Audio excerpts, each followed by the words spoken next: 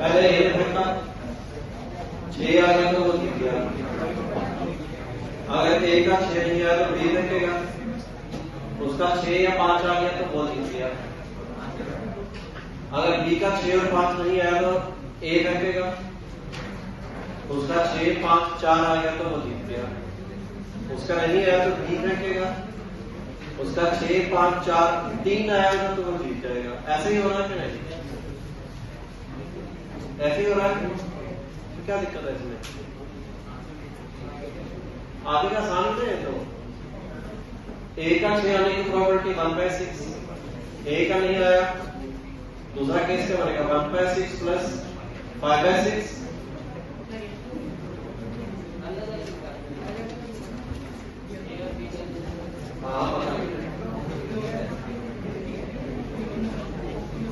ए का 6 आ गया, ए का 6 नहीं आया तो बी का 6 या 5 दोनों में से कोई नहीं आना चाहिए। अब आगे ये तो फाइनाइट स्टेप तक जाएगा ना, 30 से 14 तक जाएगा। और फिर 8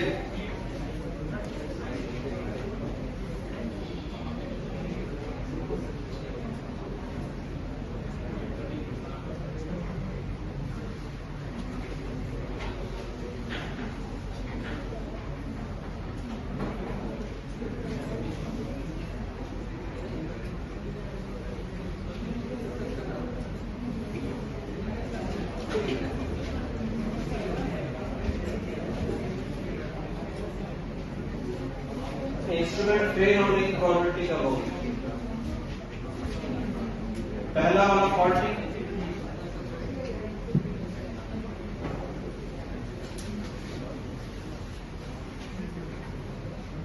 दूसरा वाला सही, पहला वाला सही, दूसरा वाला 40 या दोनों 40। ये इंस्ट्रूमेंट फेल होने की टोटल प्रोबेबिलिटी हो जाएगी कि नहीं? और फेवरेबल क्या है?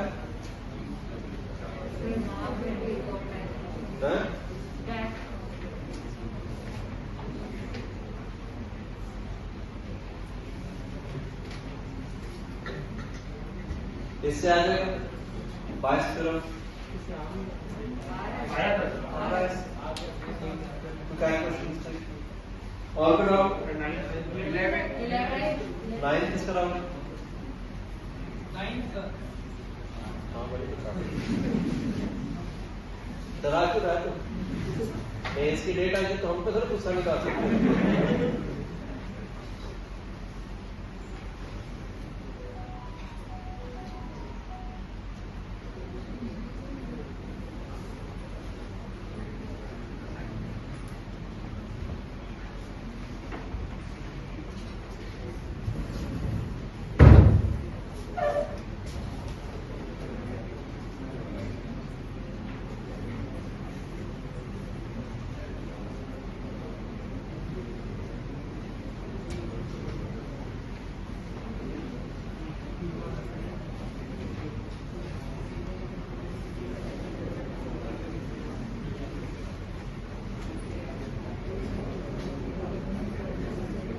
यहां से 3 फुट, यहां से 2 फुट, ऐसा ही होगा। यहां से क्या क्या पॉसिबिलिटी है? 3 फुट आ जाए, 2 फुट, 1 डिफेक्टिव या 1 फुट, 2 डिफेक्टिव। तो यहां से दोनों फुट, 1 फुट, 1 डिफेक्टिव। और इसमें से लिया गया okay.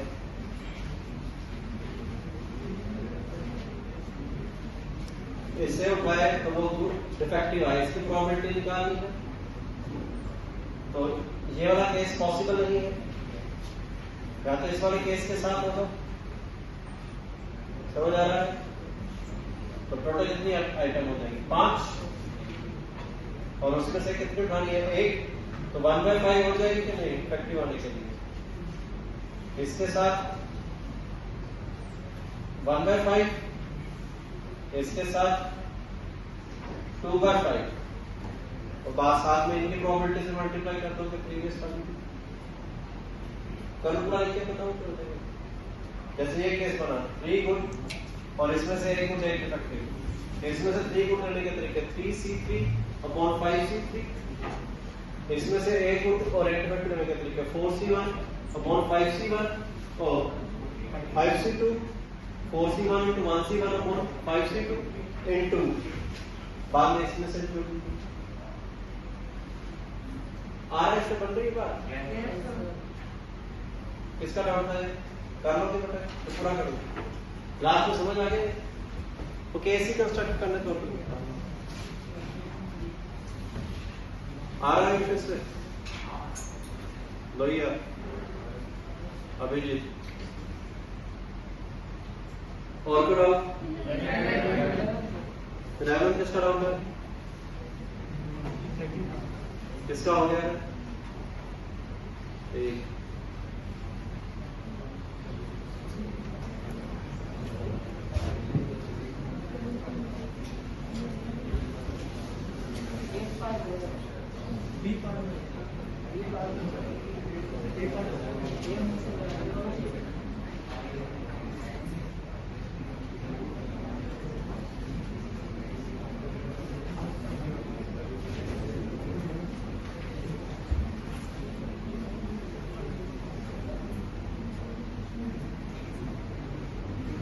M% some annual point है,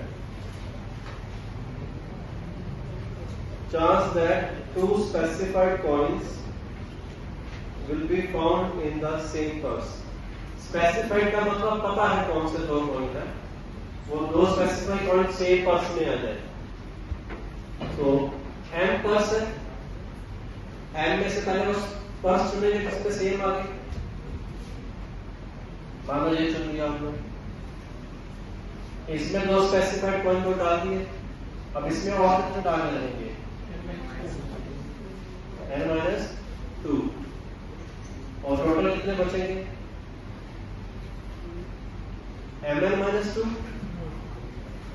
टोटल पर Mn है ना, 2 उठा के किसी एक में डाले स्पेसिफाइड वाले, कोई स्पेसिफाइड है, पर्स स्पेसिफाइड है, तो पर्स चुनना पड़ेगा जिसमें 2 स्पेसिफिक कॉइन जाएंगे, और बाकी बचेंगे Mn-2 कॉइन, उसमें से N-2 लेंगे, उसको उस वाले में डाल देंगे, बाकी कितने बचेंगे? M1-N लेंगे, उसको किसी और में बाकी सबको डिस्ट्रीब्यूट कर देंगे कि नहीं?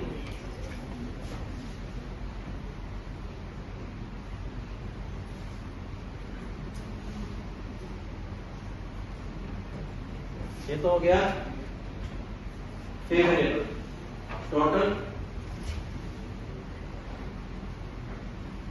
M1 में सेल को चूज किए, उसको इक्वल आ गया,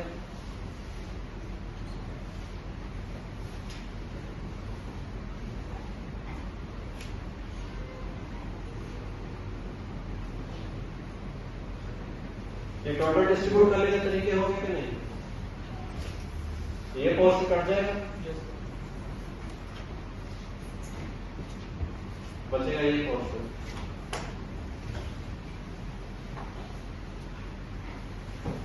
MC1 M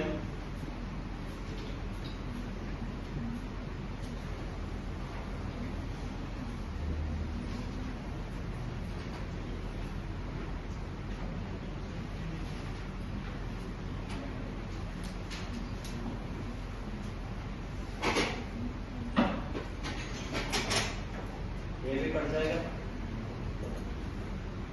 तो बचेगा M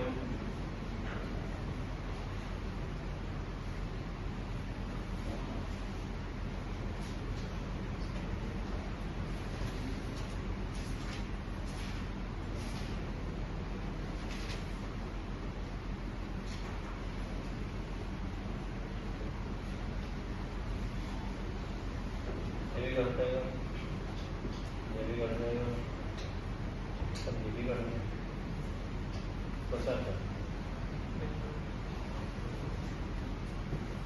ये आंसर है। कैसे समझ आ गई?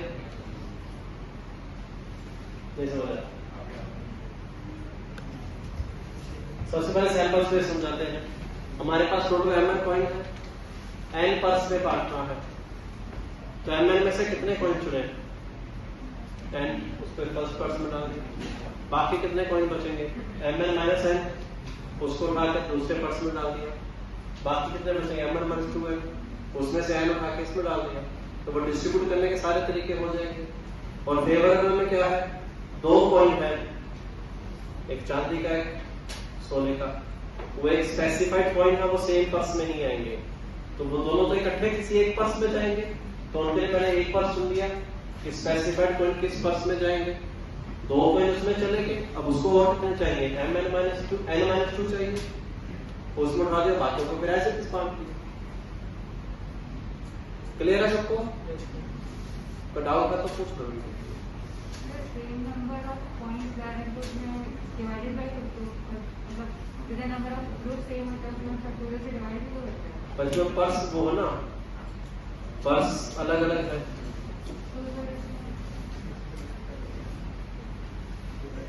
तो फिर इसमें क्यों करेंगे, उसमें क्यों करते हैं? मान लो इसमें चांदी और सोने का है, पीतल और तांबे का है। पीतल तांबा एक ही होता है, पीतल और मिट्टी का है मान लो। इसमें वो चले जाए तो बात अलग हो जाएगी ना, पर्स तो अलग अलग होगी।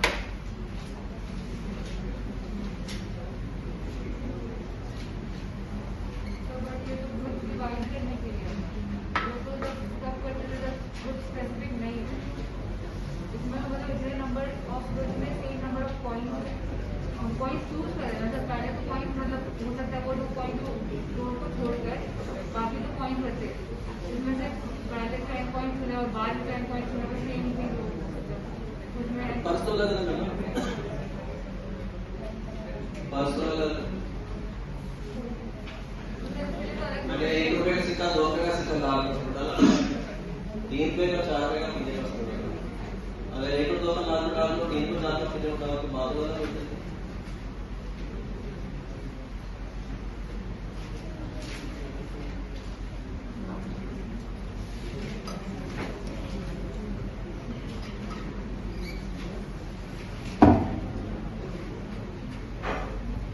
बी मान खुद कर लोगे? नहीं तो बी में डाउट है। बी में डाउट है। What does chance become when R plus is has been examined and found not to contain either of the specified points?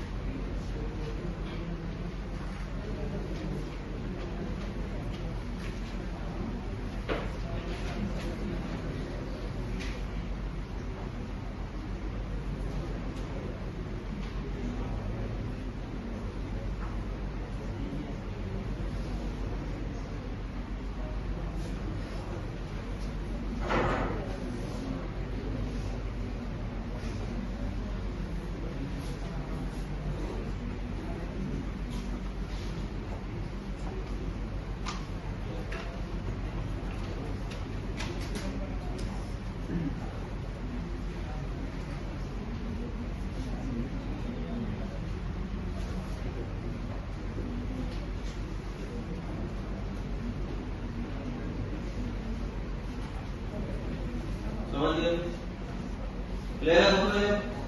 B part में कहता है what the chance become, R part को examine किया है और किसी में भी स्पेसिफाइड पॉइंट जो थे पहले वाले में वो नहीं मिले, तो हमारे पास कितने पास है एम, तो एम में से आर पार्ट चुने, उसमें वो दो स्पेसिफाइड पॉइंट्स नहीं है। अब वो दो स्पेसिफाइड पॉइंट किसमें होंगे? बचे हुए हमारे साथ में होंगे कि नहीं?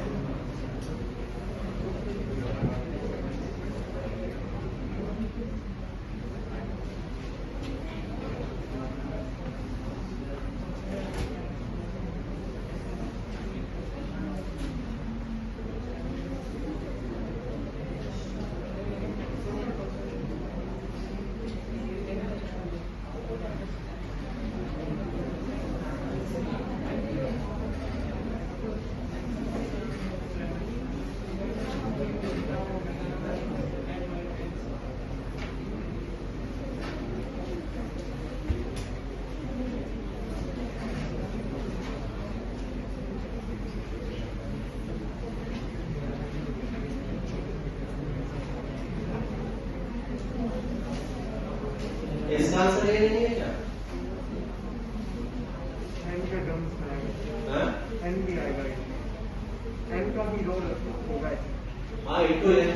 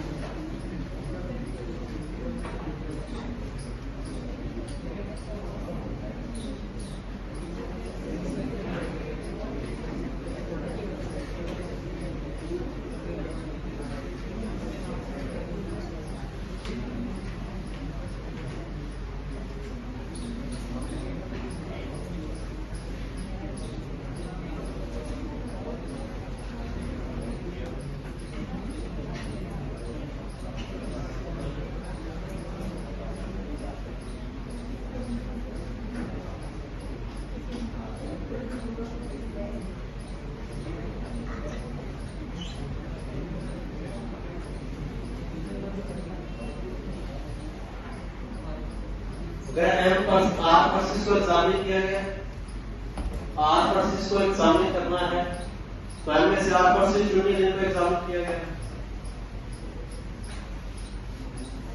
और किसी के पास भी सॉल्व 4 पॉइंट नहीं निकले, तो जो दो स्पेसिफिक पॉइंट है इन एन माइनस आर में से किसी एक बॉक्स के पास होंगे, तो उसको एक बॉक्स और चुनिए जिसमें वो दो पॉइंट जाने स्पेसिफाइड पॉइंट्स। उसी पार्ट का रिपीटेशन है, वो उसी पार्ट का रिपीटेशन है। नहीं वो तो लिखा ना व्हाट द चांस बिकम, वो उसी पार्ट का फर्स्ट पार्ट को ही फॉलो कर रहा है second part. What the chance become when R buses have been examined and found not to contain either of the specified points.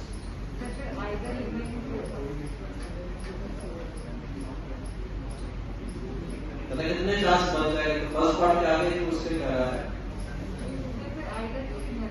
दोनों नहीं मिलेगा उसको लिखेगा सर। ठीक है, तो M में से R, M पास से R पास चुनिए जिसमें वो दो स्पेसिफाइड पॉइंट्स नहीं है। तो पॉइंट किसमें होंगे? वो दो M-R C1 में से किसी एक के पास होंगे। अब उस बॉक्स को चुनिए जिसमें वो दो स्पेसिफाइड पॉइंट्स हैं, उसको दो को ही देखिए। बाकी साफ नहीं है, समझेंगे कि नहीं? बाकी तो डिस्ट्रीब्यूट करना है।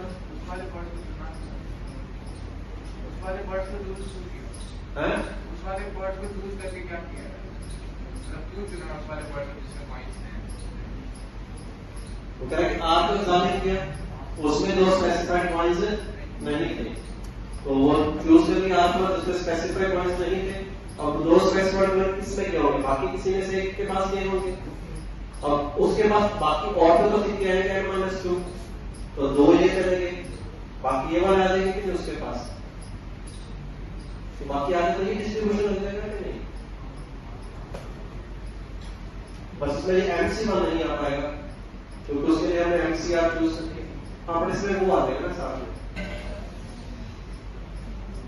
हाँ ठीक है, ये MC1 नहीं आएगा साथ में क्योंकि वो चूज तो ये वाला फंक्शन कर रहे हैं कि नहीं? ठीक है,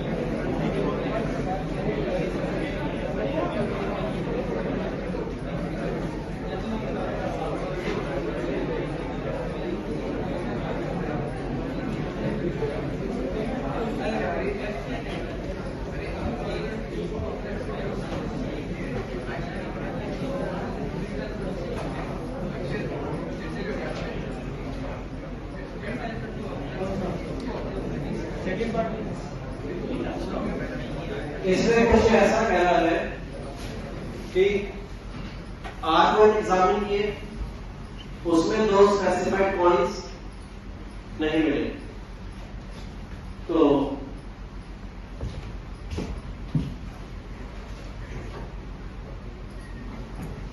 MCR से वो आ जाएगा कि कौन से R एग्जामिन किए, और बचे हुए M-R में वो 2 स्पेसिफिक पॉइंट आने चाहिए। अब उसने R का एग्जामिन कर लिए, तो R पॉइंट हमारे उसमें से बाहर चलेंगे कि नहीं? अब हमने M माइनस R पॉइंट्स को इन बचे हुए M-R पे डिस्ट्रीब्यूट करना है कि नहीं? एग्जामिन करने के पॉइंट देखिए कौन कौन से हैं उसमें, नहीं समझ आएगा। फर्स्ट पक्ष आपने एग्जामिन किया, उसमें 2 पॉइंट मोबाइल नहीं मिले, तो ये पता चल जाएगा ना कि फर्स्ट पक्ष में कौन से एंड पॉइंट्स हैं। दूसरा पक्ष एग्जामिन किया, उसमें पता चल जाएगा कि कौन से एंड पॉइंट्स हैं। आर पक्ष हमने एग्जामिन कर लिए, समझ आ रहा है? तो आर पक्ष में वो 2 स्पेसिफाइड पॉइंट्स नहीं मिले, इस बात की प्रोबेबिलिटी निकालनी है कि नहीं? तो हमारे पास ये आर पॉइंट बेकार हो गए कि नहीं, जो आर पक्ष में थे। अब इन M-R पक्ष को, M-R एंड पॉइंट्स को बाकी के कितने पक्ष से बच जाएंगे? M-R, उसमें डिस्ट्रीब्यूट करना है कि नहीं? समझ आई बात है? तो इसके लिए हम क्या करेंगे?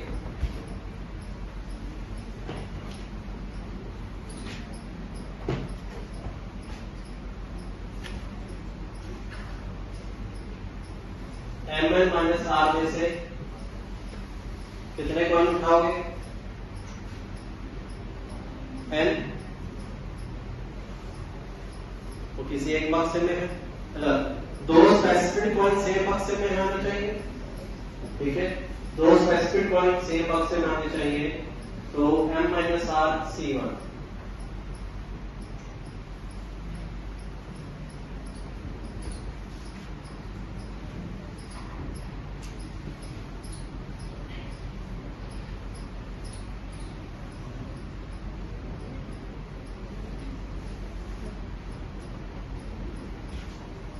माइनस R माइनस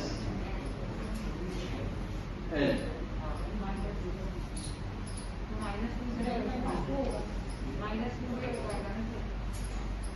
N-2 करेंगे ना, तो ठीक आ जाए।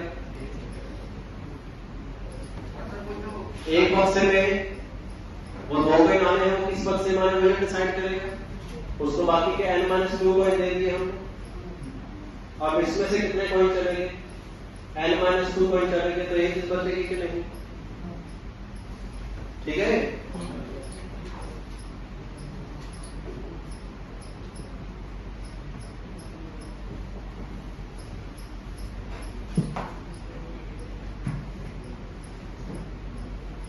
ये चलता रहेगा, समझ आ रहा है?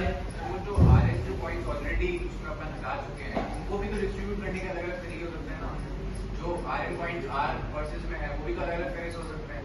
कैसे? 5 उसमें है, नहीं है, सामने वाले इसमें, सामने वाला पर इसमें, अलग अलग। तो उसने बोला कि R पक्ष को एग्जामिन किया गया है, उनमें जो डिस्ट्रीब्यूशन है वो भी तो अलग अलग हो सकता है ना। R पक्ष जैसे मान लो एक पक्ष है, तो उसमें सारे सिक्के तुमने देख लिए, तो फिर का तरीका थोड़ी बनेगा। पॉइंट्स तो अलग अलग है ना, उसमें सारे देखे वो, कुछ उसमें से 5 कुछ तांबे के थे, अगली बार 4, मतलब उसको एक और तरीका ऐसा मिलता है कि उसमें इस बार 4 ही है उसके गोल्ड के व्हाटएवर। मतलब जो भी पॉइंट्स थे वो डिस्ट्रीब्यूट इधर भी तो अलग अलग तरीके से हो सकते हैं। वो केस 1 की बात कर रहे हैं, केस 1 में डिस्ट्रीब्यूट हो चुकी है, अब उनको एग्जामिन कर लिया है, अब उनका मतलब नहीं रहेगा। अब जो M-R जो बाकी बचे हैं उन्हीं में डिस्ट्रीब्यूट करना है कि नहीं? ऑलरेडी ऐसे तो फिर केस 1 में भी डिस्ट्रीब्यूट कर ही चुके थे ना। केस 1 हमने क्या किया था, टू स्पेसिफिक से मिला कि 2 स्पेसिफिक सिर्फ सेम पर्स में हो। इसमें हमने उसके बाद क्या किया, 2 स्पेसिफिक से सेम पर्स में थे। अब उसके बाद हमने आर को एग्जामिन किया, 2 स्पेसिफिक पर उसमें नहीं मिले, तो हमने आर पर्स का पता है उसमें कौन कौन से सिक्के हैं, आर पर्स का आपको पता है कि कौन कौन से सिक्के हैं, बाकी एम माइनस आर पर्स का नहीं पता है। तो जो भी सिलेक्शन रहेगा बाकी एम माइनस आर को मिल रहा है कि नहीं,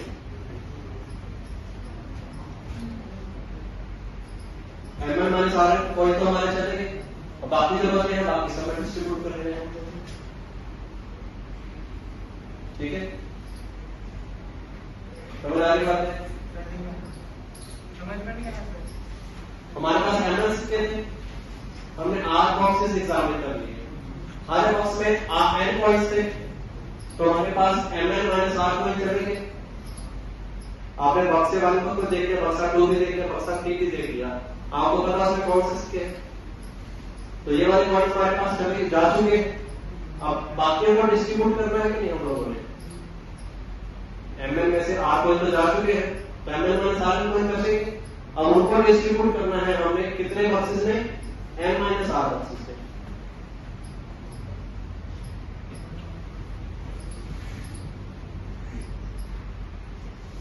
समझ आ गई बात मुझे? और उसमें 2 स्पेसिफाइड पॉइंट क्या होने चाहिए, सेम बक्से में होने चाहिए, तो ड्रॉने वाली चीज लग जाएगी। एक बार देखा जाओ तो हमारे पास आर बक्से फ्री हो गए और आर एंड पॉइंट भी फ्री हो गए। कर देते फिर ऐसे आंसर आते हैं। सर लेकिन ऐसा भी तो हो सकता है दोनों सिक्के दो अलग अलग में हो। नहीं, वो तो फर्स्ट के बाद सेकंड का कह रहा है ना। नहीं लेकिन वो कह रहा है ना इधर मतलब या तो ए मिला, मतलब ए भी नहीं मिला, बी भी नहीं मिला, मतलब ए भी अलग अलग में होंगे ना, तभी तो ऐसा कह रहा है। उसमें इम्पोर्टेंट चांस बिकम जब आप उस पक्ष में कोई भी स्पेसिफाइड पॉइंट नहीं मिला, इसका मतलब वो 2 अलग अलग में तो हो ही सकते हैं ना। अरे जो केस 1 में कह रहा है कि 2 स्पेसिफाइड पॉइंट चले जाएंगे, केस 1 में क्या कह रहा है, found in the same purse. Case 1 के बाद केस 2 हो रहा है ना, करके कोई से जवाब होता है।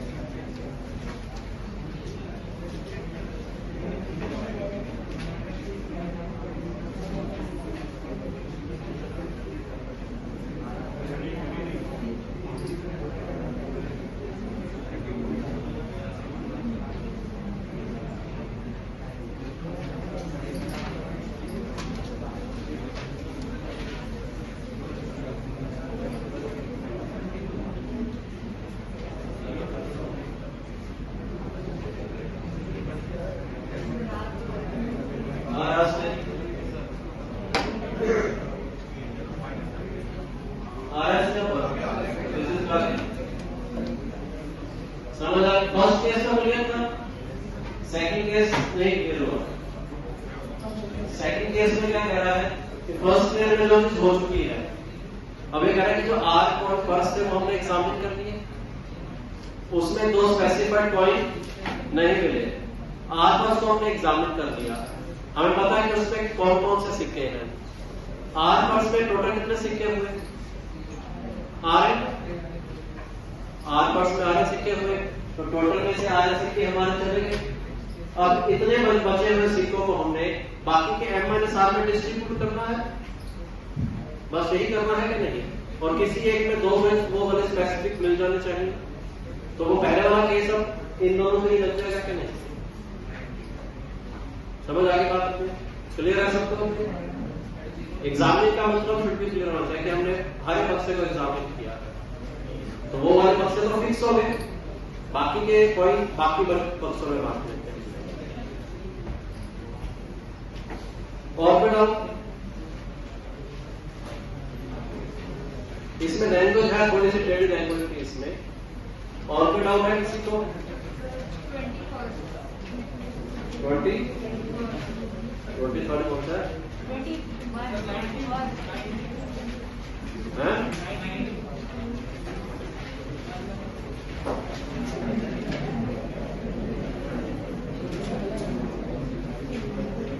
सेम क्वेश्चन क्लास में कराया था, एक बक्से में से 5 गेंदें निकाली, एक गेंद निकाली वो व्हाइट निकली, क्या प्रोबेबिलिटी है it is the only white ball? तो केस बन जाएंगे।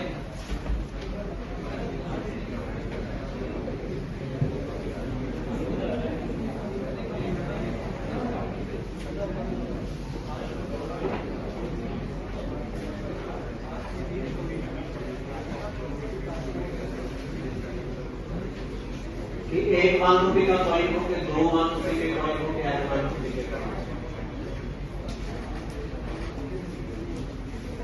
कॉइन निकाला, वो 1 रुपये का निकला। 1 रुपये का या तो एक सिक्का होगा 1 रुपये का, या 2 होंगे या होंगे। एक सिक्का 1 रुपये का होने के चांसेस है 1/n, और उस केस में प्रॉपर्टी उसके निकलने की हो जाएगी बात में।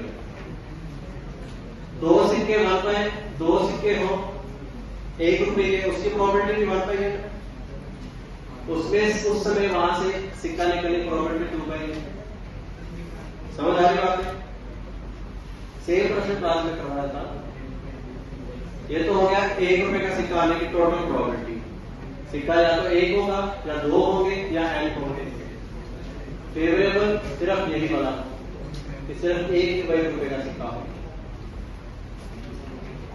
और बातें समझ आ गई? क्लियर है सबको? सेम क्वेश्चन याद होगा क्लास में कराया था, 1/15 आंसर आया था उसका।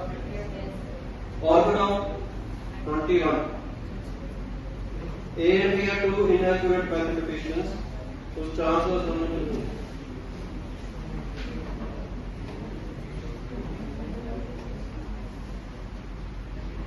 ठीक है।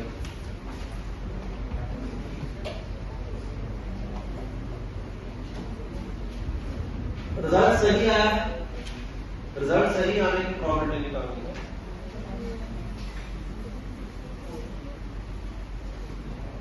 रिजल्ट करेक्ट कब आ सकता है?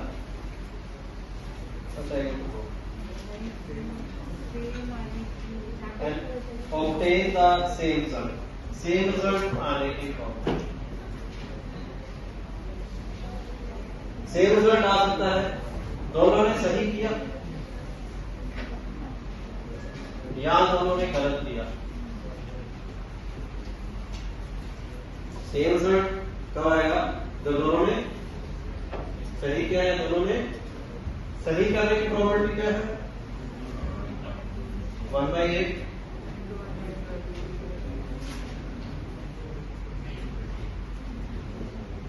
गलत करने की 1 - 1/8 7/8। रुक जा, 11/12 इंटू सेम मिस्टेक करे साथ में। सेम मिस्टेक करने की प्रोबेबिलिटी क्या है? 100 to 1 अगेंस्ट 1/1000 उल्टा होना करेगा ना, अगेंस्ट लिखा होगा। अब बोलो, दोनों में सही किया हो सेम रिजल्ट कब आएगा? सही किया हो या गलत किया हो, सेम मिस्टेक की हो, फेवरेबल कौन सा आ जाएगा? बायस में रहेगी, ये वाला ऊपर आ जाएगा कि नहीं? जैसे हो जाएगा केसेस का डाउट है, केसेस का नहीं समझ आया। और कोई डाउट?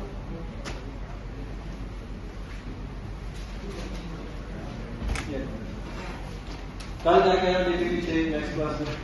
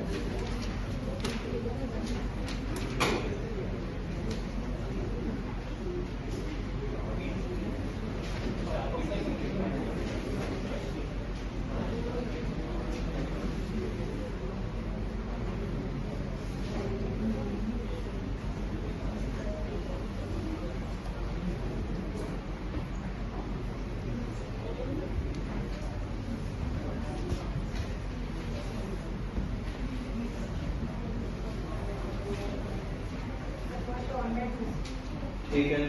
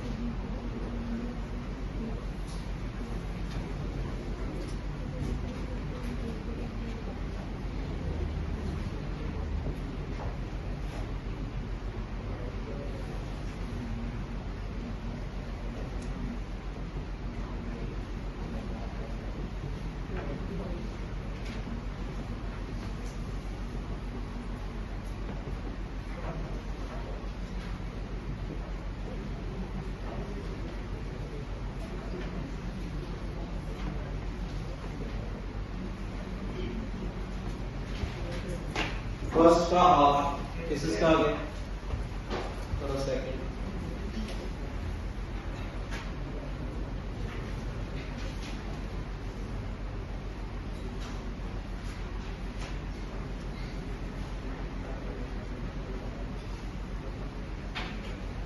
ए को लगी है, एक ने या तो बी ने मारा होगा या सी ने मारा होगा,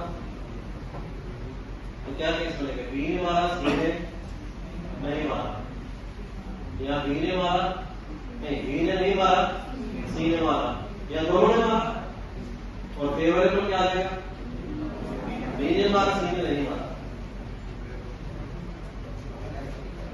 मारा तो भाई।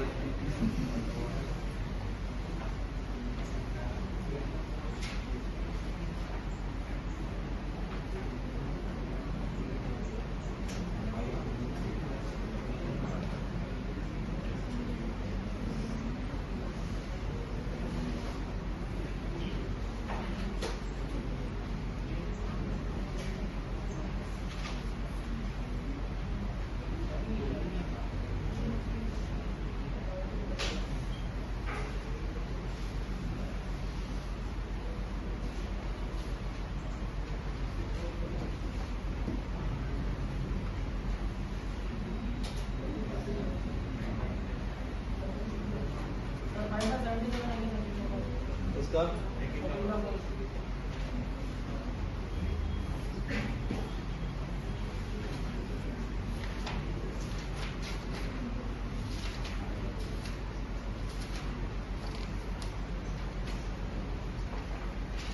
हाँ ठीक है, 5/77 फर्स्ट का, सेकंड का।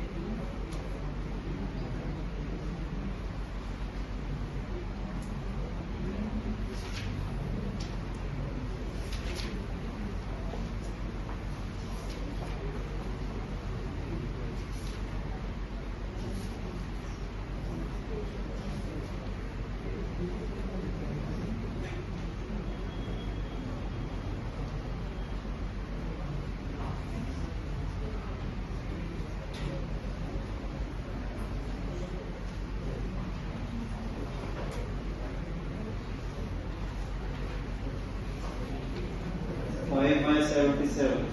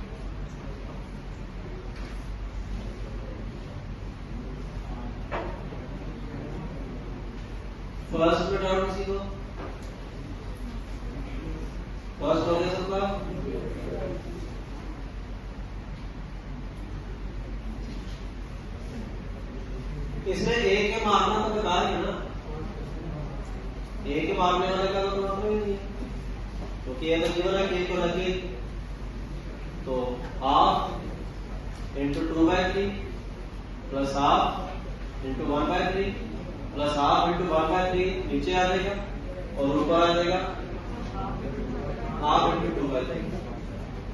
आ रहा चुका? कोई डाउट तो नहीं किसी को? सेकंड करो।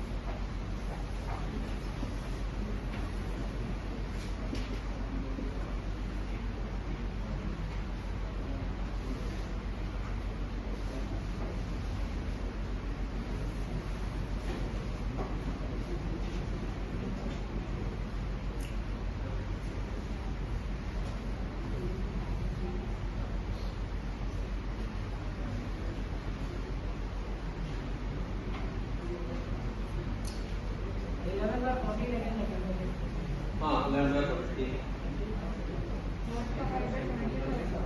फर्स्ट का 5/77 की तरह, सेकंड का 11/40।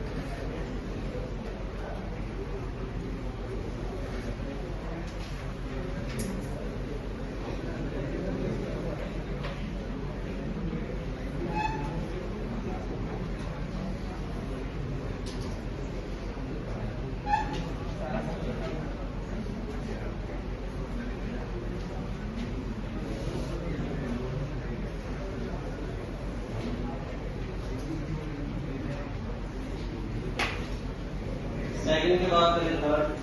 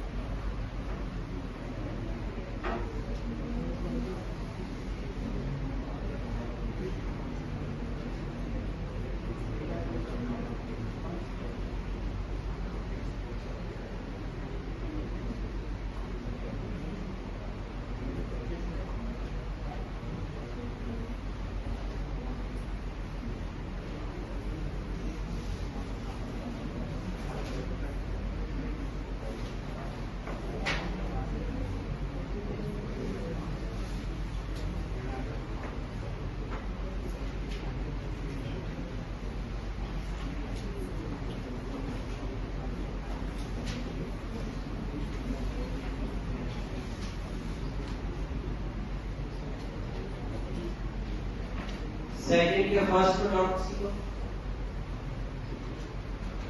सेकंड के फर्स्ट में डॉट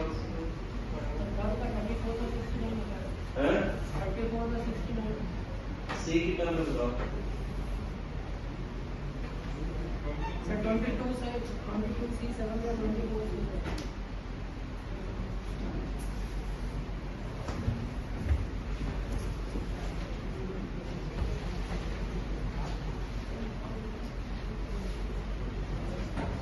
एक स्टूडेंट पास हो, इसकी प्रोबेबिलिटी है लैम्डा इनटू 1 स्क्वायर। दो स्टूडेंट पास हो, इसकी प्रोबेबिलिटी है लैम्डा इनटू 2 स्क्वायर। ऐसा ही है ना। आई स्टूडेंट पास हो, इसकी प्रोबेबिलिटी है लैम्डा इनटू आई स्क्वायर। ऐसे बोला उसने। 3 स्टूडेंट पास हो, ऐसे ऐसे करते 10 के 10 पास हो, इन सब का सम हो जाएगा 1, लैम्डा की वैल्यू क्या लेगी। पहले n नेचुरल नंबर के स्क्वायर का सम का फॉर्मूला था n into n plus 1 into 2n plus 1 upon 6, n into n plus 1 into 2n plus 1 21 कितना बनेगा ये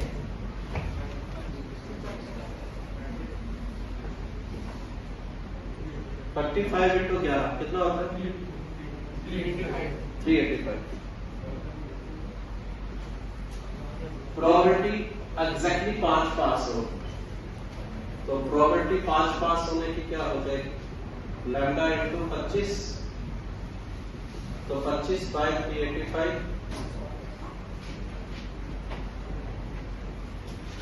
ये पहला वैसे ही आ गया।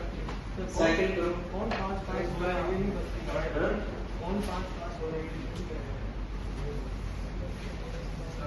प्रोबेबिलिटीज देते ना उसने कुछ दिया नहीं, एक पास होने की प्रोबेबिलिटी पता है, पर कौन से मतलब थर्ड वाले का समझ आ गया सबको? फर्स्ट ऐसे प्रश्न आएंगे एग्जाम में, मेंस में भी और एडवांस में भी प्रपोजल वाले, तो कहीं का डाउट है तो पूछ लो। तो इसका फर्स्ट समझ आ गया तो सेकंड करो, सेकंड होने के बाद थर्ड करो। 22C16 upon 24C18 22C16 upon 24C18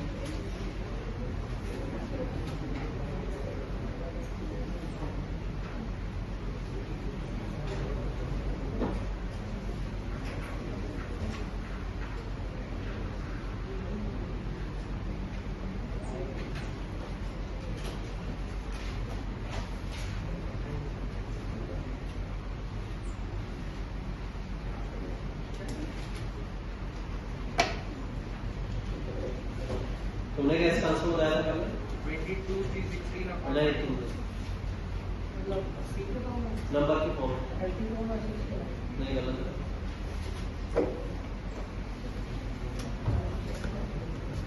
second का सेकंड करोगे,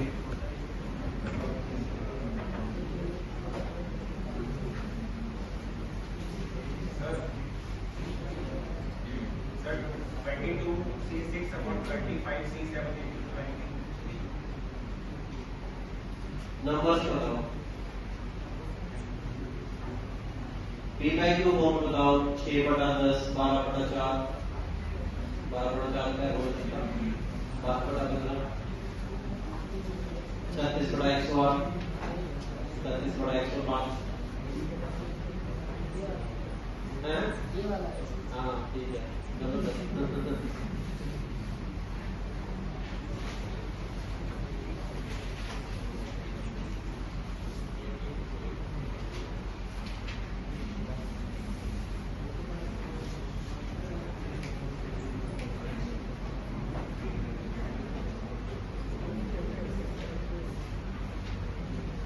सेकंड का सेकंड किसका हो चुका है?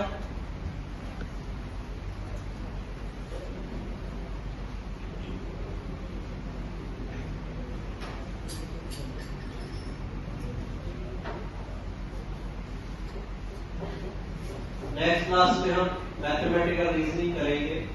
एक लेक्चर में उसकी थ्योरी भी हो जाएगी और क्वेश्चंस की को प्रैक्टिस भी हो जाएगी, तो उस एक क्लास में रीजनिंग कंप्लीट हो जाएगा।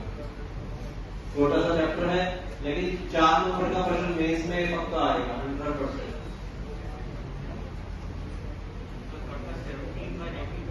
है 17 का है।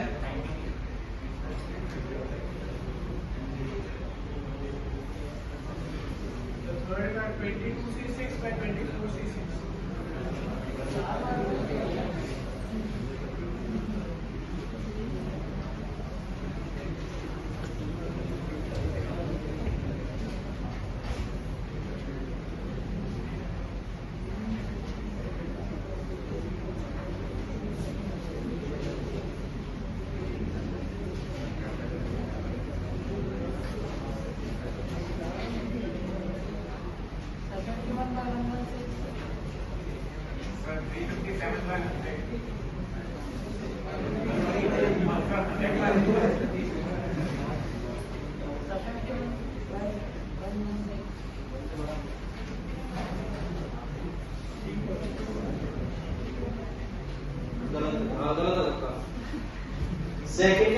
डाउट किसी को?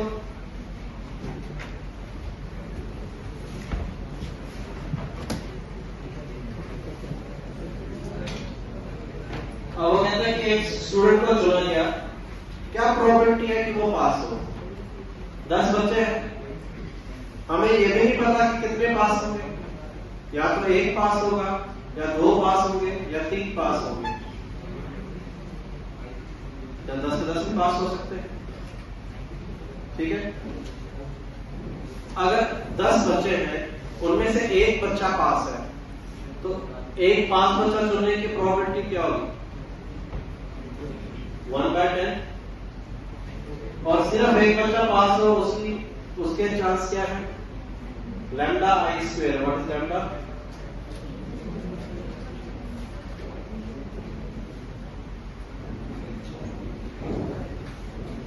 सिर्फ 1 बच्चा पास हो और चुनने पे वो 1 बच्चा हमारे को मिल जाए, ये उसकी प्रोबेबिलिटी समझ आ रही है कि नहीं? या 2 बच्चे पास होंगे, 2 में से 1 बच्चा चुनने की प्रोबेबिलिटी,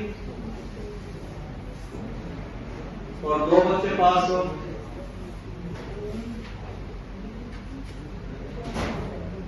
ऐसे 3 में से 1 बच्चा चुनने की प्रोबेबिलिटी, और 3 बच्चे पास हो, ऐसे 10 तक चला जाएगा। तो नीचे आ गया 3 8 9 0।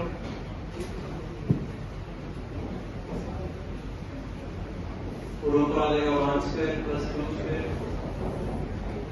1 cube 2 cube 3 cube up to 10। कर लोगे इसके बाद? नहीं समझ आ रही? सेकंड किसका डाउट था? किसको नहीं समझ आई बात? अगर 1 बच्चा पास हो उसको चुनाइए, 2 बच्चे पास हो उसको चुनाइए, और 2 बच्चे पास हो इसके चांसेस हमें दे रखे हैं कि इसके प्रोपोर्शनल है। ये समझ क्लियर है? कोई डाउट है तो पूछ लो भी। नहीं समझ आ रहा? करो फिर करो। नंबर बताओ।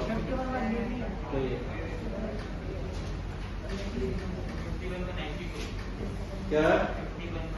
हाँ ये सही है, 51 का रेट।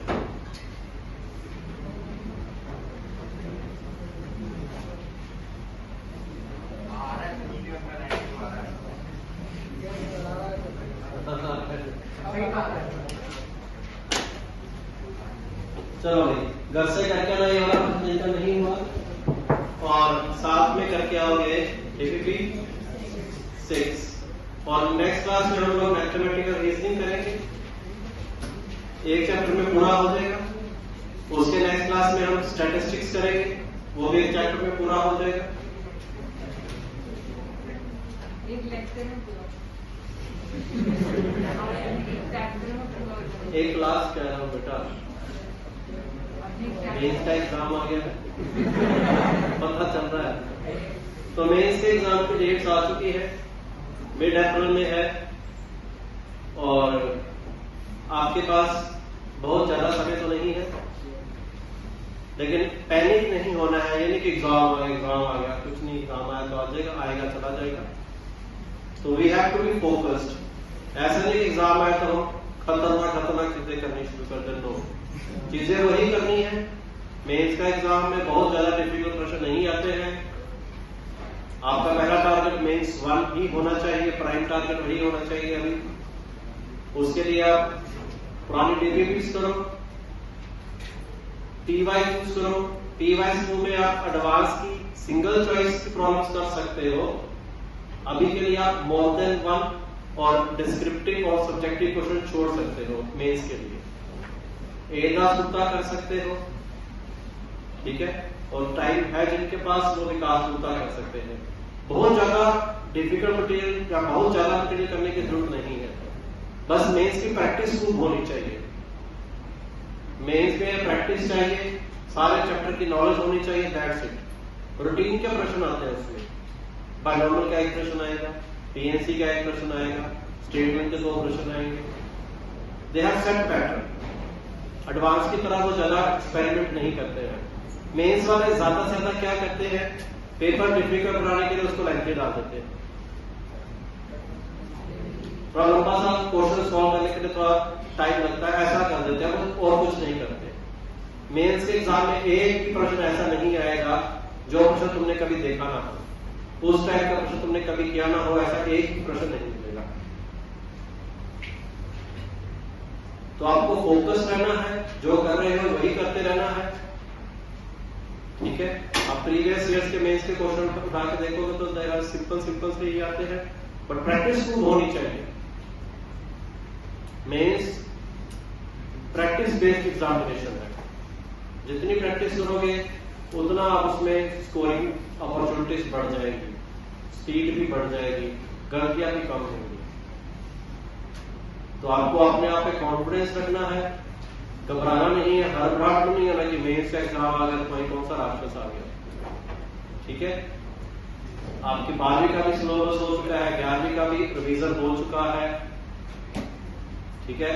तो आपके पास अभी 40-50 दिन का अच्छा समय है सब चीजों को इकट्ठा करने का। तो 40-50 दिन आपको मेंस को मद्देनजर रखते हुए तैयारी करनी है, सारा का सारा एनर्जी उस पर लगाना है।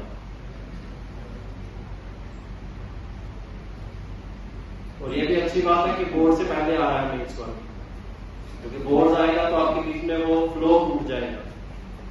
तो आपका सबसे पहला टारगेट मेंस वन ही होना चाहिए, तो उसके बिल्कुल बिंदास होकर तैयारी करो। जो चैप्टर्स में थ्योरी पोर्शन में कहीं डाउट है वो आके डाउट क्लियर करो, कई बार बता चुका हूं ये सब चीजें, कोई चैप्टर छोड़ना नहीं है, सारे चैप्टर करने हैं, क्योंकि प्रश्न बहुत ज्यादा डिफिकल्ट नहीं आते। तो किसी चैप्टर ऐसा कोई चैप्टर है नहीं कि जो हमें समझ नहीं आ सकता, ये नहीं कि कॉम्प्लेक्स नंबर नहीं समझ आया, पर ढंग से किया नहीं तो नहीं समझ आया, उसको ढंग से आराम से बैठ के 2 दिन लगाओ, कॉम्प्लेक्स नंबर नहीं आता उसकी थ्योरी पर टाइम लगाओ, उसके प्रीवियस ईयर के क्वेश्चन करो, जो 4 टीपीपी दी है वो करो, मेंस में एक्सपोजर अटेम्प्ट करके आ जाओगे, और क्या चाहिए तुम्हें। कॉम्प्लेक्स नंबर में थीसिस वर्ड लिखने हैं, तो कॉम्प्लेक्स नंबर के तो 4 नंबर चाहिए मेंस में, और क्या चाहिए हमें। पीएनसी नहीं आता उसको ढंग से एक बार कर लो, काउंट करने के तरीके हैं बस। तो आपने चैप्टर्स तैयार करो, फोकस होकर तैयारी करो, घबराने की जरूरत नहीं है, लेकिन मेहनत करनी पड़ेगी। तो 50 दिन बचे हैं, इसमें दिन रात एक कर दो, 50 दिन में बहुत कुछ चेंज हो सकता है। घबरा के 2000 अच्छे से तैयारी की है, एंड मोमेंट आगे हड़बड़ाहट में कुछ ऐसा ना कर दो कि रिजल्ट बिगड़ जाए। तो बहुत ज्यादा एक्सपेरिमेंट करने की जरूरत नहीं है कि ये बच्चा वो कर रहा है तो मैं भी वही करूं। अपने आप अपने प्लान के साथ स्टिक रहो, मुझे ये करना है। केमिस्ट्री में एनसीईआरटी इज वेरी इंपॉर्टेंट, ये नहीं कि वो बच्चा कोई दूसरी किताब कर रहा है शॉर्ट सीरीज तो अभी वो भी उठानी शुरू करनी शुरू कर नहीं। तो जो जिसमें जिसकी आने की प्रोबेबिलिटी ज्यादा है, जिस तरह के क्वेश्चन तो उसके अकॉर्डिंग तैयारी करनी, ठीक है। तो अभी के लिए आप सब्जेक्टिव क्वेश्चन आईटी वाले छोड़ सकते हो, आप फोकस कर सकते हो सिंगल चॉइस पे। एडवांस के सिंगल वाले जरूर कर लेना प्रीवियस ईयर्स के, क्योंकि मेंस वाले उसमें से चोरी करते हैं, एक आध प्रश्न कर लेते हैं मुझको, ठीक है। चलो अगली क्लास में हम रीजनिंग करेंगे, रीजनिंग का प्रश्न पक्का आएगा 4 नंबर का, और जैसा बोलूंगा वैसा ही करना है। ऐसा नहीं कि रीजनिंग को सर्च कर रहे हो, उस पर एक्सपर्टाइज करने की कोशिश कर रहे हो, नहीं। मैं रीजनिंग उतना ही कराऊंगा कि जाकर 4 नंबर लेकर आ जाएगा।